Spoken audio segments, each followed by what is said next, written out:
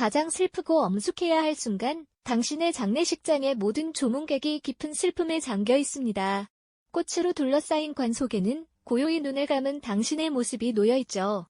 이제 곧 마지막 인사를 고해야 하는 그 순간, 갑자기 관 속에서 미세한 움직임이 감지된다면 어떠실까요? 믿을 수 없는 이 이야기는 단순한 공포 영화의 한 장면이 아니라 실제로 우리 역사 속에서 여러 차례 벌어졌던 충격적인 사건입니다. 우리는 과연 죽음을 너무나 쉽게 단정하고 있는 건 아닐까요?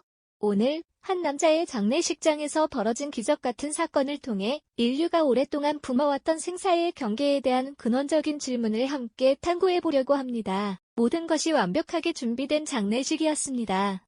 멕시코의 한 작은 마을, 2010년 1월, 3년 전 세상을 떠난 아내를 그리워하다 지병으로 쓰러진 80세의 엘비스 로메로 씨. 그는 병원으로 옮겨졌지만 끝내 심장이 멈추고 말았습니다. 의료진은 심폐소생술을 시도했으나 결국 모든 생체 신호가 멈춘 그의 상태를 확인하고 더 이상 손쓸 도리가 없다는 비통한 결론을 내렸죠. 사망 진단서가 발급되었고 그의 가족들은 슬픔 속에서 장례 절차를 준비했습니다. 마을 사람들은 고인의 명복을 빌며 그의 마지막 가는 길을 배웅하기 위해 한자리에 모였습니다. 장례식장은 숙연한 분위기 속에 온통 애통함으로 가득했습니다. 하얀 국화꽃들이 관을 감싸고 있었고 가족들은 눈물을 흘리며 작별의 시간을 보내고 있었죠. 바로 그때였습니다. 모든 조문객이 관을 둘러싸고 마지막 기도를 올리던 그 순간 믿을 수 없는 일이 벌어졌습니다. 고요히 누워있던 로메로 씨의 관 속에서 아주 미세하지만 분명한 움직임이 포착된 것이죠. 처음엔 누군가 잘못 본 것이라 생각했습니다. 하지만 이내 그의 손가락이 살짝 움찔거리고 이어서 희미하게 눈꺼풀이 떨리는 모습이 확인되었습니다.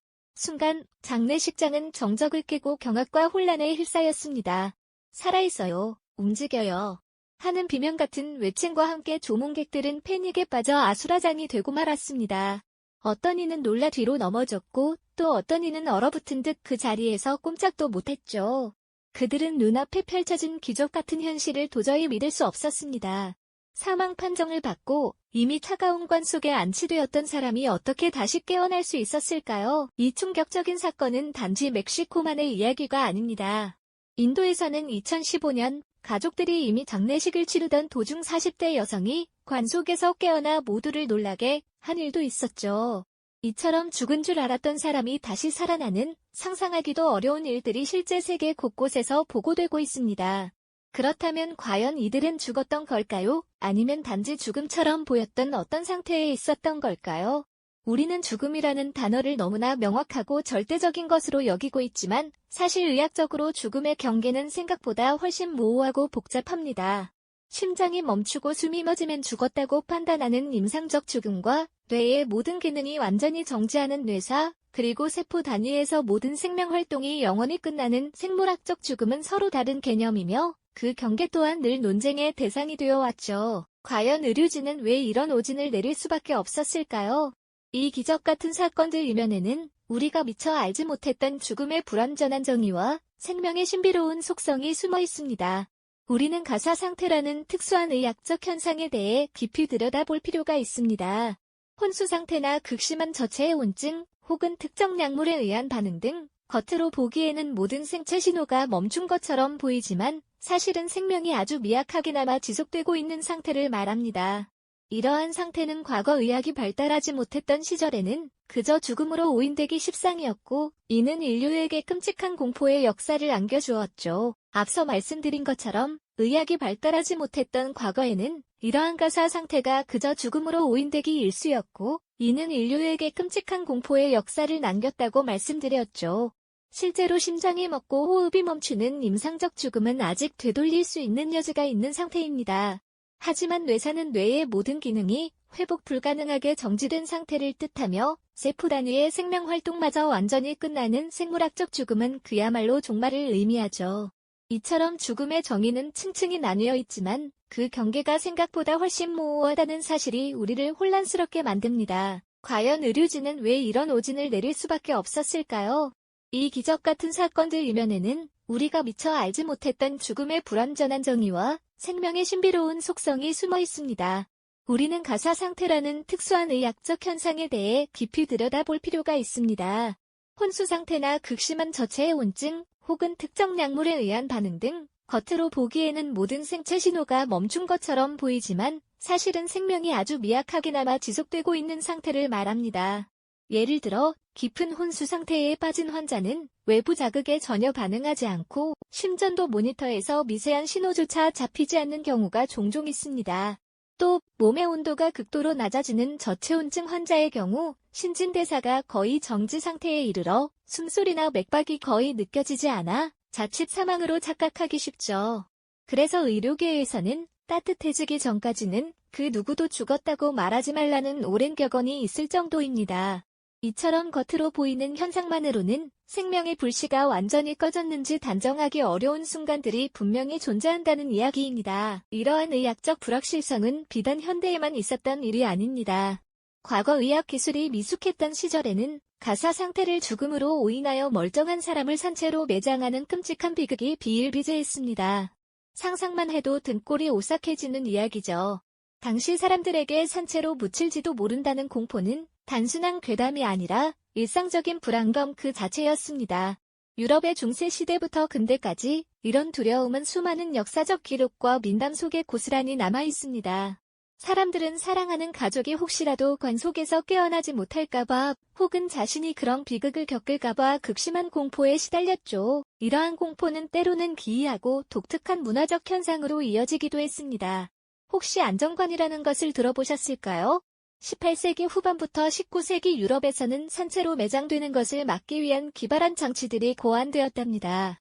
관 속에 줄을 연결해서 지상에 있는 종과 이어놓는 방식이 대표적이었죠.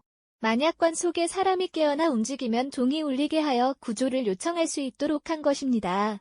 묘지기들이 밤새도록 묘지에서 잠을 자며 혹시 모를 종소리에 귀 기울였다는 기록도 있답니다.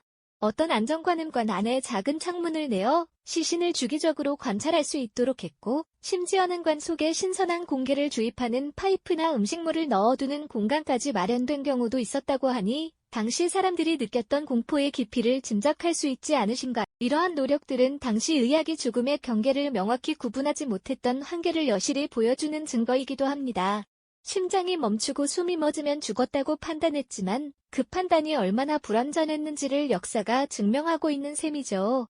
어둠 속 차가운 관 속에서 깨어나 자신을 덮고 있는 흙의 무게를 느끼며 절규했을 사람들의 모습을 떠올리면 그 공포는 시대를 초월하여 우리의 마음을 짓누르는 것만 같습니다.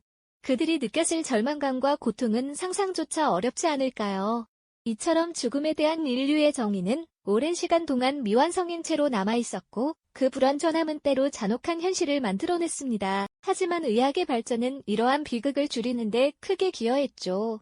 현대의학은 심전도, 뇌파 검사, 그리고 다양한 생체 신호 측정 기술을 통해 과거에는 상상하기 어려웠던 정밀한 사망 판정을 가능하게 했습니다. 단순히 호흡과 맥박이 멈췄다고 해서 즉시 사망을 선고하는 것이 아니라 뇌의 활동 여부까지 확인하는 등 훨씬 더 엄격하고 복합적인 기준을 적용하게 된 것입니다. 그럼에도 불구하고 여전히 이따금씩 장례식장에서 깨어나는 사람들의 이야기가 들려오는 것을 보면 생명이라는 것이 얼마나 신비롭고 예측 불가능한 존재인지 다시금 깨닫게 됩니다. 과연 이들은 어떤 경험을 했을까요? 이 기적처럼 죽음에서 돌아온 사람들은 이후 어떤 삶을 살아가게 되었을까요? 가족과 사회는 이들을 어떻게 받아들였을까요? 다음 시간에는 두 번째 삶을 얻게 된 이들의 특별한 이야기와 함께 이러한 사건들이 우리 사회의 죽음과 생명에 대한 인식에 어떤 변화를 가져왔는지 좀 더 깊이 있게 살펴보겠습니다. 지난 시간 우리는 기적처럼 죽음의 문턱에서 돌아온 이들의 이야기를 잠시 언급했었죠. 그런데 말이죠. 이 두 번째 삶이라는 개념은 비단 현대만의 이야기가 아니었습니다. 오히려 의학이 미숙했던 시절 사람들은 죽음과 삶의 경계가 얼마나 모호할 수 있는지 뼈저리게 깨달으며 상상조차 하기 싫은 공포에 시달려야 했죠. 중세 시대를 떠올려 보세요. 오늘날처럼 심장 박동이나 뇌 활동을 정밀하게 측정할 수 없었던 그 시절 의사들은 환자의 미약한 숨소리나 희미한 맥박을 감지하지 못해 죽음을 오판하는 경우가 허다했습니다. 간혹 깊은 혼수 상태에 빠지거나 심한 탈진 또는 특정 질병으로 인해 생체 기능이 극도로 저하된 사람들은 마치 죽은 것처럼 보였죠. 차갑게 식어가는 몸, 멈춘 듯한 호흡, 풀린 눈동자. 이 모든 것이 죽음의 징후로 여겨졌습니다. 그렇게 죽음으로 선고된 이들이 관에 안치되어 차가운 땅 속에 묻히는 순간, 혹은 그 직전에 기적처럼 눈을 뜨는 믿기 힘든 일들이 실제로 벌어지곤 했습니다. 얼마나 끔찍한 일이었을까요? 어둠 속 흙냄새 가득한 좁은 관 속에서 깨어나는 순간의 절규와 공포는 상상만으로도 온몸에 피가 얼어붙는 듯하죠. 이러한 비극은 당시 사람들에게 산채로 묻힐지 모른다는 극단적인 공포를 심어주었습니다. 유럽의 여러 기록들을 보면 이 공포가 얼마나 만연했는지 알 수 있습니다. 사람들은 죽음을 앞둔 가족을 쉽사리 매장하지 못하고 며칠 동안 시신을 지켜보거나 아예 관에 특별한 장치를 설치하기도 했죠. 예를 들어 관 속에 작은 종을 달고 줄을 지상으로 연결해두는 방식이 있었습니다. 혹시라도 관 속에서 깨어나면 종을 울려 구조를 요청하라는 의미였죠. 흙이 덮인 관 위에서 가족들은 밤새 귀를 기울이며 작은 소리 하나에도 가슴 졸였을 겁니다. 어떤 관에는 유리창을 내어 시신을 확인하거나 심지어 공기 공급을 위한 튜브를 설치하는 등 기이하고도 절박한 노력들이 이어졌습니다. 이러한 기발하지만 슬픈 발명품들은 당시 사람들이 죽음의 경계에 얼마나 큰 두려움을 가지고 있었는지를 여실히 보여주는 증거라고 할 수 있죠. 이처럼 과거의 끔찍한 기록들은 단순히 오래된 이야기가 아니었습니다. 이는 죽음을 단정하는 우리의 방식에 깊은 질문을 던졌고 결국 오늘날 두 번째 삶을 얻게 된 이들의 경험을 이해하는 중요한 단서가 되죠. 기적적으로 죽음에서 돌아온 사람들은 말 그대로 두 번째 삶을 살아가게 됩니다. 하지만 그들의 삶은 일반적인 상상 이상으로 복잡한 감정들로 뒤섞여 있었죠. 죽음의 문턱을 경험했다는 사실 자체만으로도 엄청난 심리적 충격과 깊은 트라우마를 남겼을 테니까요. 그들은 삶과 죽음, 존재와 비존재의 경계에서 헤맨 기억을 평생 안고 살아가야 했습니다. 가족과의 재회는 물론 감격스럽고 기쁜 일이었겠지만 한편으로는 혼란과 당혹감을 안겨주기도 했을 겁니다. 이미 장례를 치렀던 가족들은 기쁨과 동시에 죽었다 깨어난 존재를 어떻게 받아들여야 할지 막막함을 느꼈을 수도 있죠. 주변 사람들의 시선도 마찬가지였을 겁니다. 누군가는 기적이라며 경외심을 표했을 테고 또 다른 누군가는 알 수 없는 두려움이나 꺼림칙한 감정을 가졌을지도 모르죠. 이러한 복합적인 상황 속에서 두 번째 삶을 살아가는 사람들은 스스로 삶의 의미를 다시 정립해야 하는 과제를 안게 됩니다. 어떤 이들은 삶의 유한함을 깨닫고 이전과는 전혀 다른 가치관으로 새로운 인생을 살아가기도 했죠. 봉사에 헌신하거나 소중한 사람들과의 관계에 더 집중하는 등 죽음의 경험이 그들의 삶을 완전히 뒤바꾸어 놓은 겁니다. 이러한 사건들은 비단 개인의 삶에만 영향을 미친 것이 아니었습니다. 의료계에도 큰 파장을 일으켰죠. 죽음의 정의와 판정 기준에 대한 심도 깊은 논의를 촉발시켰으니까요. 과거에는 심장 박동과 호흡의 정지를 죽음으로 보았지만 이런 사례들이 쌓이면서 뇌사와 같은 더 정밀한 기준이 필요하다는 인식이 확산되기 시작했습니다. 이는 생명윤리에도 중요한 질문을 던지며 인간의 존엄성과 죽음의 경계를 다시 한번 생각하게 만드는 계기가 되었습니다.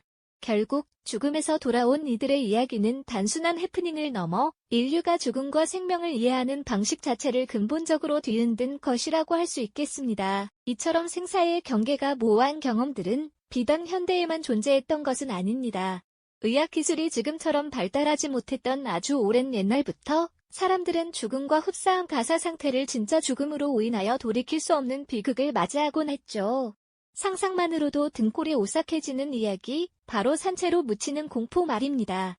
중세시대 흑사병과 같은 전염병이 창궐하던 시기에는 수많은 사람이 짧은 시간 안에 죽음을 맞았고 당시의 미흡한 의학 지식으로는 환자의 생존 여부를 정확히 판단하기 어려웠습니다. 특히 심장이 잠시 멈추거나 호흡이 극도로 미약해지는 가사 상태는 죽음과 너무나도 흡사했기에 살아있는 사람을 그대로 꺼내 넣어 땅에 묻는 끔찍한 일이 비일비재하게 일어났다고 역사 기록은 전하고 있습니다.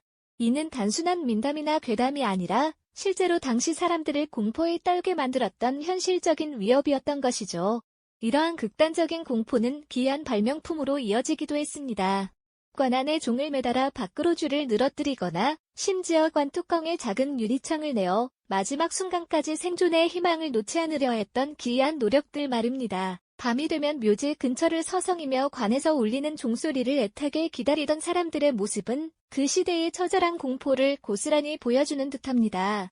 그들은 혹시라도 사랑하는 이가 아직 살아있을지 모른다는 희망과 동시에 자신 또한 언제든 그런 비극의 주인공이 될 수 있다는 불안감에 시달려야만 했습니다. 이처럼 과거 사람들이 겪었던 산채로 매장될까봐 하는 두려움은 죽음의 정의가 얼마나 불완전했으며 인간의 생명이 얼마나 나약하게 다루어졌는지를 여실히 보여주는 역사적 고찰의 대상이 됩니다. 그렇다면 기적처럼 눈을 뜬 이들은 과연 어떤 삶을 살았을까요? 죽음의 문턱을 넘어 돌아온 이들은 심리적으로 엄청난 충격을 경험해야만 했습니다. 자신을 죽은 사람으로 여겼던 가족들과의 관계, 그리고 사회 속에서 한 번 죽었던 사람이라는 꼬리표가 가져다주는 미묘한 시선들 속에서 그들은 새로운 정체성을 찾아야만 했죠.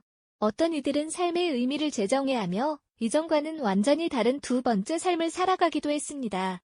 그들에게 죽음은 더 이상 막연한 끝이 아니라 삶의 소중함을 일깨우는 강력한 메시지가 되었을 테니까요. 물론 모든 이들이 평온한 두 번째 삶을 살았던 것은 아닙니다. 죽음과의 갑작스러운 재회는 트라우마로 남아 평생을 괴롭히기도 했으며 사회로의 복귀 자체가 쉽지 않은 경우도 많았습니다. 이러한 사건들은 단순히 개인적인 경험을 넘어 의료계의 사망 판정 기준과 생명윤리에 대한 중요한 질문을 던지며 사회 전반에 걸쳐 큰 파장을 일으켰습니다. 죽음을 어떻게 정의하고 생명의 존엄성을 어떻게 지켜나갈 것인가에 대한 논의는 이들의 이야기로부터 더욱 심어들 수밖에 없었던 것이죠. 결국 장례식에서 깨어난 한 사람의 이야기는 단순한 기적이라는 단어로는 다 담을 수 없는 깊은 의미를 우리에게 던져줍니다. 그것은 인간의 존재와 비존재의 경계에서 얼마나 나약하면서도 동시에 경이로운 존재인지, 그리고 우리가 죽음이라고 쉽게 단정하는 그 경계가 얼마나 불완전한지를 깨닫게 하는 강력한 메시지인 것이죠. 과학과 기술이 발전했음에도 불구하고 죽음이라는 영역에는 여전히 미지의 공간이 존재하며 이는 생명의 존엄성을 다시 한번 되새기게 하는 강력한 울림으로 우리 뇌리에 깊이 박히게 됩니다. 오늘 이야기는 우리에게 죽음이라는 보편적인 주제가 삶과 얼마나 밀접하게 연결되어 있는지, 그리고 생명의 존엄성과 의료윤리의 중요성을 다시 한번 상기시켜 주었습니다. 우리가 죽음이라고 단정하는 그 순간에도 어쩌면 생명은 또 다른 방식으로 속삭이고 있을지 모른다는 생각, 당신은 죽음에 대해 어떻게 생각하시나요? 죽음만큼이나 미스터리한 영혼에 대한 인류의 탐구는 과연 어디까지 와 있을까요? 다음 시간에는 역사 속에서 불멸을 꿈꾸었던 사람들의 기상천외한 이야기들을 파헤쳐 보겠습니다. 이 영상이 도움이 되셨다면 좋아요와 구독 부탁드립니다. 여러분의 응원이 제게 큰 힘이 됩니다. 다음 영상에서도 더 유용한 정보를 공유하겠습니다. 감사합니다.